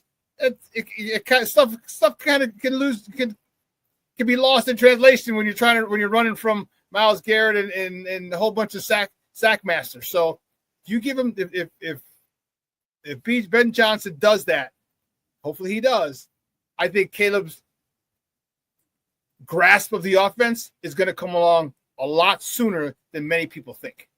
That seemed to really be a big part of the issue last season, right? I mean, all the different reports we've heard about, how much Shane Waldron was or wasn't helping Caleb watch tape, and about maybe not having a lot of structure in terms of how many steps are supposed to be on his dropbacks on certain passes, whether it's a 3-step or a 5-step drop. Like there just wasn't a lot of that structure. And I understand the idea that like you don't want to put too much structure and restrictions, say, well, Caleb, this is all we're going to let you do is do this thing and keep him from flourishing and being the playmaker that he is. But you have to give him the foundation to stand on and say, hey, these are the rules, but when you need to break them, go ahead and break them, but make sure he does understand all of the rules first. And then he could be special when he breaks those rules, but those rules don't have to be like end all be all, you have to only do it this way, but it's like, right. Here's what it's supposed to look like. If it doesn't look like that, then go do your magic. Like that's got to be the balance. Yeah. I think that's Ben is smart enough to realize that he's got, obviously he knows what he's got. He's got a great quarterback talent, and to box him in. I think what you're trying to say is, listen, get the fundamentals down. Be fundamentally sound. And when shit hits the fan, you gotta go off platform, go do your thing. But despite the fact that he's a great gunslinger like Favre and Rodgers were, okay, they still had structure for the most part. They still had fundamentals. And I think that's the one thing that makes sure that he builds his offense off of fundamentals, because we've seen Caleb throw off all platforms, we've seen him throw off 1 foot, falling back. He can do all that. We know that. Just don't make it a habit. When it's necessary, do it. Just don't make it a habit. If he realizes that I can get my feet set real quick and then throw, and he does it to get more on a ball, perfect. I think because, again, this has got me really excited, Lorin. The 2 guards in the last 24 hours, man, I was happy as a pig in slop, dude. And it's going to give this young man time, and we've seen what he can do with time. People were mad about Justin. Like, what did you want to get him a great offensive line and receivers? Yeah. Yes. Yeah. That's kind of the plan. Well, now you're giving Caleb a great offensive line, and you still got 2 great receivers and a tight end. And speaking of that, where do they dip into the tight end pool? Because you only got Cole Kmet, and there's quite a few good tight ends coming out this year. Yeah, the draft class is a lot better than the free agent market at tight end, where things are a little bit thin there. And this is another position where, in Detroit, like they used a lot of 2 tight end sets, but it wasn't a huge priority to invest in a big name number 2 tight end like Gerald Everett, who's obviously gone now. For Detroit, for a while, it was just it has been Brock Wright, who was an undrafted free agent for them, who worked his way off the practice squad and into that number 2 role. And he kind of just he was one of those players that just refused to let them cut him, right? Like he just always stuck around and worked hard and was a good blocker and a good special teams player and could catch the ball when you threw it to him. And like I was talking to some Lions guys at the combine, they're just like, yeah, he's just really solid. Like he's not special, he's just really solid. And that's kind of all the Bears might need at that number 2 spot. Like I think if they want to swing for the fences, somebody in free agency that makes a lot of sense is Juwan Johnson from the Saints, who was a part of with Declan Doyle when he was the tight ends coach there, and with offensive line coach Dan Rouchar there. So I think there's some familiarity there, but maybe Durham Smythe from the Dolphins. There's a combination there, but I'm not expecting something big at that spot. It's going to be a little bit more low key, a little bit cheap. But when they're investing this much in the offensive line, I'm willing to sacrifice a little bit at number 2 tight end and also number 3 wide receiver, like we talked about earlier. Like, okay, Ben Johnson should be just fine with Moore, Odunze, Kmet, and then Swift and Roshan Johnson in the backfield with a good offensive line in front of you. You didn't have the good offensive line, okay, then you got to get better weapons in there. But like, the weapons they have now should be good enough, as long as the offensive line is also good enough. Yeah, I mean, you still got Tyler Scott that we really haven't seen take a step forward, and that can be, they still have Colin Johnson, a 6'5" young man who, Lorin, I just don't understand it, dude. I don't understand why people make things difficult. Why you don't throw a jump ball to Colin Johnson? He's 6'5" with like a 38, 40-inch vertical. Why not throw it up to that guy in the red zone? It doesn't make sense to me. All right, you use your guys the way you have them. It just doesn't make sense to me. And I think him and the Tyler Scotts of the world can really be a big part of it. But that all starts when Caleb has time, because you can't cover everybody. All right, it's tough. It's tough to cover everybody. And when you give him time, Caleb should be able to do some work surgically. I'll slice these defenses up, and that's what I'm really, really looking forward to, man. I really am. And I think Ben Johnson is too, in the sense of like what Caleb can do that Jared Goff couldn't do, right? I think the bet is that like Caleb should be able to do a lot of the simple things Jared Goff could do in terms of like executing the play the way it's supposed to be executed. And then you add on the playmaking ability on top of that, outside of that structure. And that's where I think Ben Johnson can see his offense, can envision his offense like going to a whole level above what Jared Goff could do because of that off-structure playmaking there, that in the red zone and in those key critical situations where maybe Goff couldn't give you that much. Like if the reads aren't there, if the play breaks down, how much more can you get from Goff? And it's kind of all on Ben Johnson's shoulders to put these guys in position there. But when Caleb can do a little bit more there, that to me is where truly special can come. Yeah, because you think about it, Jared Goff isn't mobile. All right, we all know that. We knew that he had flaws. We all saw that.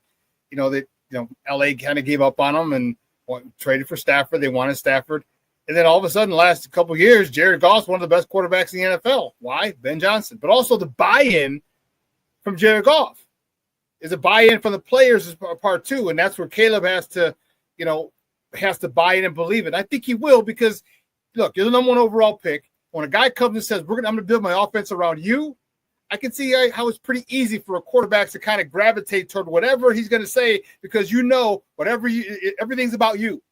And this new generation, everything is about this. It's about me. Well, it is about you. So I think it's, I'm expecting huge things from these guys. Again, not this year. I think I'm expecting big things from these guys. But 26 and on, I'm expecting huge things from those guys. And it's going to be one hell of a thing to watch, man. Hey, Lorin, great stuff as always, buddy. I really appreciate your time. Do me a favor, though, before you go, let everyone know where they can find you and your work online. Yeah, of course. Happy to come on anytime. You can follow me on Twitter at CoxSports1. You can hear me 5 days a week on the Locked On Bears podcast on YouTube, or where you get your podcast. And you can read my writing over at the Bears on Sports Illustrated vertical at sportsillustrated.com. Nice. Hey, so I did you see the PS I sent you? I got my tickets for Billy Joel and Sting. Oh, I didn't. I didn't see that. I don't know where you sent it to me, but the email. Heck yeah, dude! I was fired up. I'm fired up. Next month, coming up, we'll have a great time. Yeah, I got the hotel room and everything. So yeah, I'm fired up, dude. It's gonna be one. And he's on my bucket list, and then to have Sting on there too. I'd like Sting as well. So that's gonna be one hell of a concert. I got great seats. I think someone was trying to get rid of them because it only hit me for $400 for two of them. It was three. They were 165 each, and they're in the 100 level, kind of like 30, but not 40, 45 degrees for the stage, but they're in the 100 level. So on the angle, the incline, I'm not on the field. I hate the field because you just hate the field. So I'm on the incline, so I'm going to be stage level. Yeah, and it came out, with the fees and everything, just came out to like 4 and change. I'm like, for Billy Joel and Sting? Yeah, absolutely. So I'll be up in a cheese land April 26th. Hey, we'll grab drinks before and after, and we'll have a great time, man. Looking forward to it. Sounds like a plan, man. I appreciate it. All right, Lorin, we'll talk soon. Thanks, buddy. Hey, and I'll hit you up if any more as soon as they sign Dolman. Yeah. Hey, the next trade tomorrow, I'll be back on. Sounds good. All right, buddy. Thanks. Have a good one. Bye now. Guy, that's Lorin Cox from the Locked On Bears podcast, talking Bears with your boy, and I am fired up. All right, I am fired up, and here's why. You're doing shit like a real football team should. You're making moves as a championship, a quality organization should. You're building from the line out. You get these guys. I know they're veterans, these two guards, but you got a good 2 years left in them. I know one's in the last year of his contract. But you can extend him for 2 years, give him most of his money the first year. If you got to cut him after that. Cool, no worries. But you're starting to act and move like a real franchise, a successful franchise moves. And that's foreign to us as Bears fans. That's foreign to us. Planksters in the house. Don't worry about it, Papa. Don't worry about being late, man. As long as you make it, I'm happy. Thanks for tuning in, man. I appreciate you. King Booker World. He's checking in, baby. That's what I'm talking about. Sorry about this. Off the dub says moving up and grabbing Pierce an option. It is if they think Pierce is their guy. And listen, if you go and you get Dolman, your offensive line is set. So now your question is, do you want the 3 tech or do you want the edge or do you want the tackle? Again, maybe you're okay with the tackles and not overwhelmed by them and say, I could do it with Braxton Jones one more year. And now you want to turn to the defense. If Mason Graham's gone, you can jump up and get Pierce.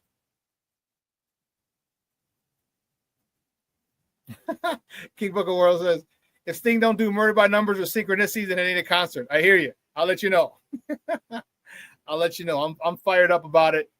It's going to be a good time next month, end of the month. Yeah. I was supposed to be going, and I'm not sure. Supposed to be going to MJB next week as well. She's hitting town. My guy had tickets, and then he sold the tickets. And I told him, I said, I'll pick up those tickets this weekend. He's like, oh, I sold them. I was like, shit. So we'll see. So if I get to go see MJB, Mary J. Blige, the queen of hip hop soul. Come on, man.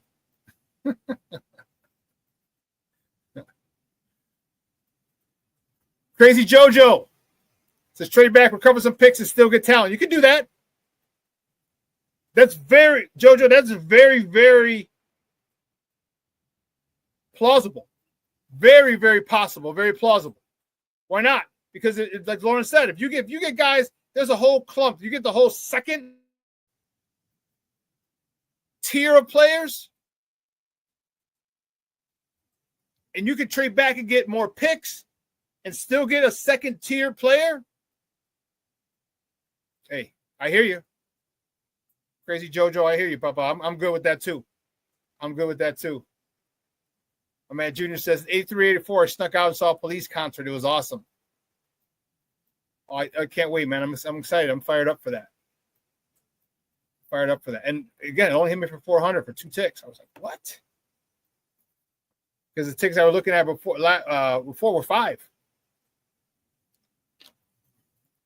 When I looked at Police, at Billy Joel tickets about a month ago, last time Lorin was on, I think it was in January. We were talking about it, and I was looking then, and they were 500. They were 500 for 2 ticks. And I was like,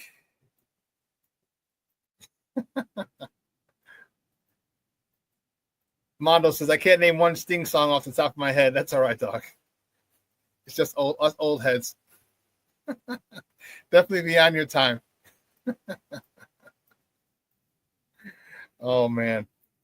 But, hey, you know what? I know you've been giving me shit about it. Black Diamond, let's take a look at your mock. Take a look at the mock you gave me. Let's go through it. Here we go. Now, with number 10, you got Ashton Genty. Okay, I can see that. Look, I can see and understand why people would say take Ashton Genty with the number 10 pick. Now that you've upgraded the offensive line, especially if you get Drew Dolman, there's going to be a lot more people on your bandwagon, Black Diamond. A lot more people who are say, yeah, get Genty at 10. I still say there's other good backs you can get, a little bigger, stronger backs that you can get later in the draft. But Ashton Genty, not bad. 39, Mike Green, edge. Okay. There you go. Gray Zabel. Guy out of North Dakota State. Okay. Tate Rutledge. Now, this is what we're talking about. Black Diamond. This is what we're talking about. This is where you get the guards in the second and third rounds that are good. Just need to be coached up. They just need some exposure to good people. Let me take this down for a second. You get Tate Ratledge, Jake Majors. You get to sit behind, I know Jake Majors is the center, but Tate Ratledge, you get to sit behind a Pro Bowl guard for a year or so. This is called reloading. That's how good teams do it. And it looks like now we're in a position to do that, to be able to do that. So I like that pick. I like to take Ratledge. Because I don't think Tyler Booker's going to be there. He's a first-round pick, late first round, but I don't think he's going to be there. If you can get Tyler Booker in the second round, shut the front door. You got Hunter Wohler from Wisconsin. I like that. We definitely need some help. Jimmy Horn, wide receiver from Colorado. I'm good with that.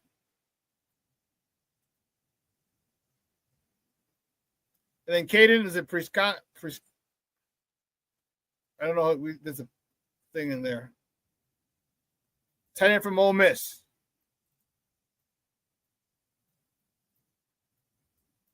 Let me see. Caden.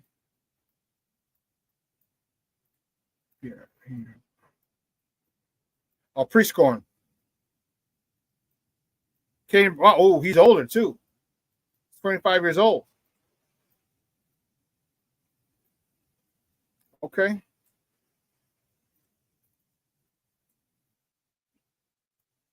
Six, 255. Born in Michigan. Okay. We do need help at the tight end spot. Black Diamond, we do need help, and I like you addressing that later in the draft. I give this one a B. Maybe a B minus to a B. I still don't like Ashton Genty up that high. I think there's more value. We can get more running backs later. But Mike Green, the edge you addressed. All right, Gray Zabel. This was done way before these picks. So it's Tate Radish, but that's the guy I talked about. You get a good guard to sit behind a Pro Bowl guard, and now you're cooking with gas. Got to address the safety issue. Hunter Walder. We need a number 3 receiver. Jimmy Horn. Black Diamond. Good stuff, baby. Good stuff. Damn, Black Diamond, you had a couple of good. You and Cornelius have been knocking them out of the park with these mock drafts, baby. What's all that about? You had to throw me a curveball, huh?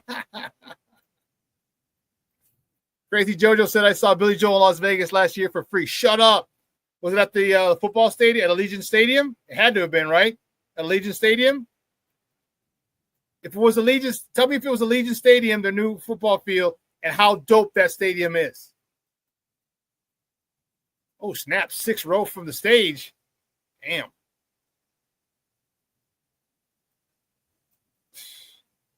Billy Joel's out, and he's on my list.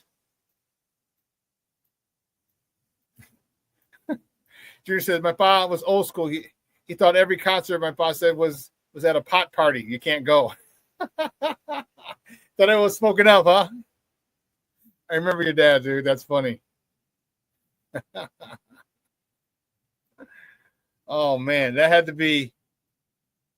Oh, really? Crazy JoJo's been to that Allegiant Stadium 5 times. I should be going this season. The Bears are playing at Vegas, so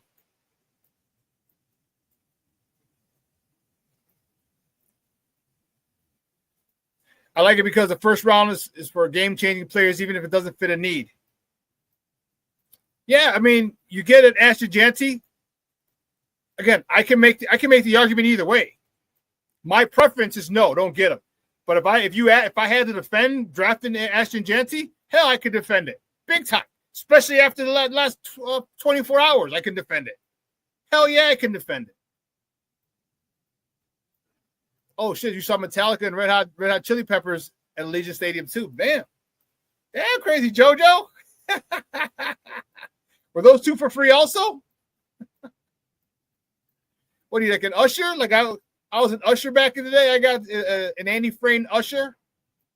I got to see a whole bunch of concerts for free. I've talked about them on here.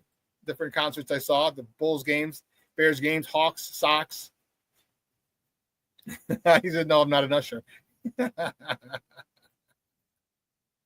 That's crazy. But I'll tell you what, guys, I'm excited. I'm excited. I'm really fired up. I might be more fired up than I've ever been for next season at this point. Because we didn't know where the direction they were going. Remember I talked about we got to upgrade the offensive line? Duly noted. Offensive line, upgraded. Upgraded. Quick, fast, in a hurry. Don't worry. Ryan vision ain't blurry. All my Public Enemy fans know what I'm talking about.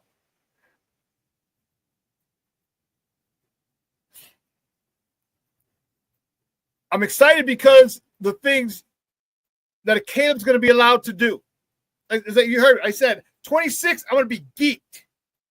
25 this year, I'm excited to see where our starting point is.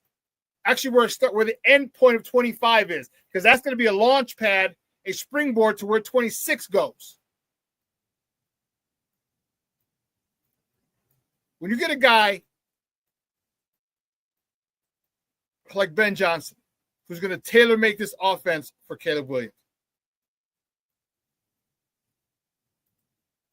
I don't see any reason that there's going to be any friction between the two. I don't. Because he's created an offense for you. Something that accentuates your skill set. Caleb, your skill set is going to be accentuated. You're going to get to do the stuff that you love to do. And then you got to iron out the kinks. Year 1. Okay, his connection with Dunde is going to get better. His connection with DJ Moore hopefully gets better. Hopefully he remembers there's a guy named Cole Kmet on the team as well. And believe me, I Ben Johnson is going to have a conversation with him. Say, listen, homie, I understand Laporta in Detroit doing a lot, moving the chains a lot for us. You have one of those guys here now. Use him. use him. And I think that's going to, my Peter Brady voice, when it's time to change. One of the things that I'm expecting for Caleb to do is use a wider variety of receivers. And maybe Caleb just came in, just kind of, maybe he settles down a little bit. Maybe he wanted to come in and show I'm the man, I'm this, I'm that. Maybe the whole DJ Moore situation. Maybe he's not so petty, talking Caleb and not throwing the ball to DJ Moore more often. Maybe that goes away. I don't know. Because he has a great set of skill position players. Great. So I've mentioned before how I was extremely impressed the way DeAndre Swift ran that ball between the tackles. Extremely impressed. But that means I was impressed with the offensive line. And we just upgraded this offensive line. They got 2 Pro Bowl guards. Remember I told you, the 2 guards in the center, that's your run game. And we upgraded the 2 Pro Bowl guards. So that has me excited because you run the ball, that's going to allow a lot more options for Caleb. So you see all this, and again, it surprises us as Bear fans, all right? Because we're not used to this stuff. We're not used to an organization moving like this Bears organization is moving. They're moving like they're competent. They're moving like they've done this before. They're moving like they're actually trying to win and put a winning product on the field, a perennial winning product on the field. That's how they're moving. I'm happy about it. I'm surprised as hell about it, just like the rest of you guys and the rest of Bear Nation. But I'm relieved. We're in the 3rd largest market in the freaking country. We are the charter franchise of the NFL. We need to have more than 1 Super Bowl in our building attached to this town. NFL championships are great. They're great. We have a few of those, a lot of those. I want Super Bowls. And now we're taking steps as a team, as an organization, in that direction. And for the first time, I can say I'm happy with the moves. I'm really happy with the moves that they've made in the offseason. I've been somewhat happy, but I'm really happy so far. Addressing the offensive line. You have your quarterback that's going to lead you into the future. And you got protection for him. Thank you. You would think it'd be that simple. You'd think you'd know. You should know. Apparently, people in high positions don't. So, how fired up are you, fans? How fired up are you to start this season? And free agency's not even over. As I told Lorin, wait till we get Drew Dahlman and really shore up that interior of the offensive line. So tell you what,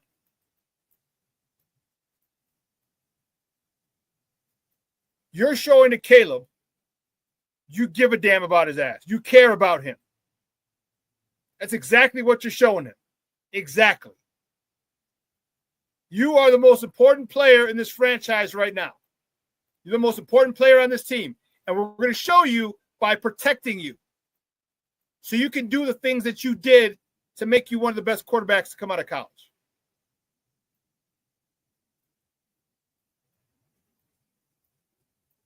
Sean Wall says, Ben Johnson wants to win now. Yes, he does. Yes, he does.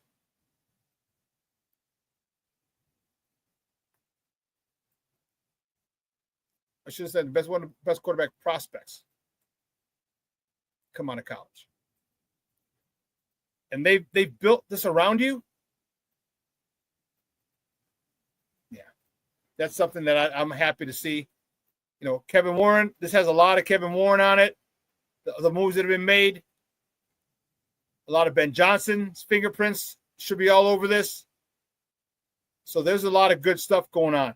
We got football people making football decisions. Football people making football decisions.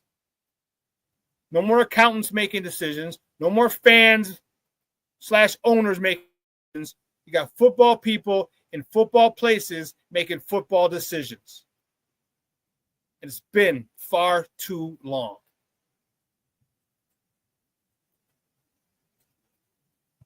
Man, 2 hours is coming and gone. I want to thank my guest, Lorin Cox from the Locked on Bears podcast. He is the host of the Locked on Bears podcast. He said you can check him out 5 days a week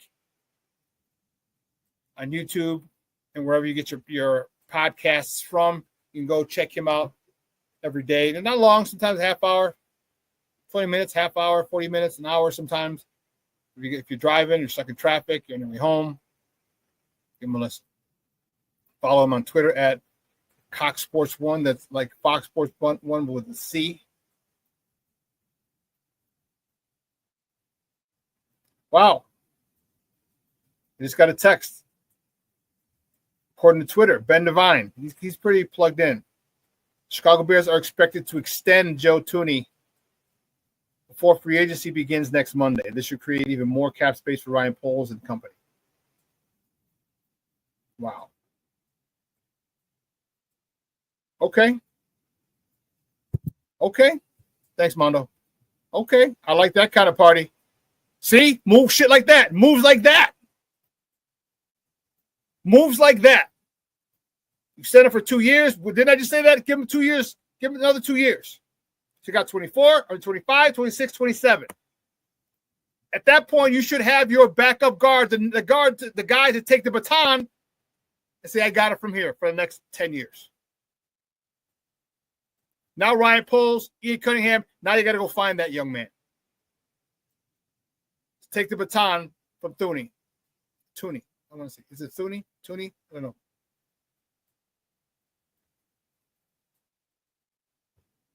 Black Diamond said, if true, that is smart. Yeah, that's real smart. Extend his ass. King Booker World, acting like a big boy operation. I'm saying, acting like you know how to build a winning franchise. Sean Wall said, I can't wait for free agency to start next week. It's going to be crazy. You better be at Drew Dolman's door. 11:57, 11:58, 57, 58, 59. Bing! Midnight. Bing bong. Ring his doorbell. Bing bong. No, we're not in a Zoom meeting. We're at your house. We want you. We want you to build. We want you here for the next 5 years. Take you to 31, 32. Next 5 years. So enjoy it. Remember a long time ago? I said, just enjoy the season. Enjoy it. It's going to be ups and downs. Live in the moment. Be happy when good stuff happens. You can be mad when bad stuff happens. Yell and bitch and moan. Be happy. Be in the moment. Right now, we're in the moment. Good things are happening. Listen, I got to get out of here. I got to go pick up the warden. Guys, you have a phenomenal day. It's beautiful here out in Chicago. Wherever you're at, hopefully it's just as lovely. Okay? I'm going to replay this at 6 o'clock tonight, 6 p.m. Central. So if you missed it, you can go back and check it out. But again, sports owners, I appreciate the love and the support. You tuning in and check me out every day or 3 days a week. I truly, truly love it. And listen, make sure you let your loved ones know you love them. All right, because tomorrow is promised to no one. So for everyone here at Sports Zone Chicago, I'm your boy, the SuperBack, Shawn Sierra. Guys, have a phenomenal day. I am out.